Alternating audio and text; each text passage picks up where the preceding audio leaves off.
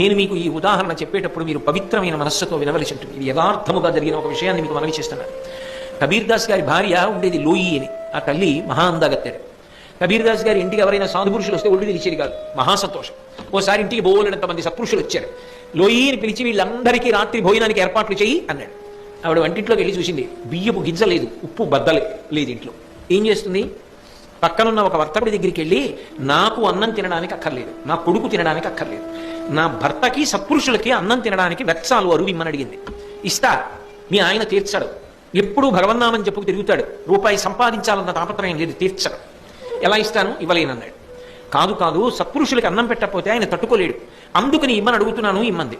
ఆయన అన్నాడు, మీ ఆయన ఎటు అప్పు తీర్చడు, కానీ రాత్రి నీ ఇంటికి వచ్చిన అతిథులకు అన్నం పెట్టి వాళ్ళు వెళ్ళిపోయిన తర్వాత నువ్వు మా ఇంటికి వచ్చి, నేను వాక్యాన్ని పూర్తి చేయక్కర్లేదు, మీరు ప్రాజ్ఞులు గమనించగలరు, ఆయన ఏది అడగకూడదో అడిగాడు. అటువంటి భోగ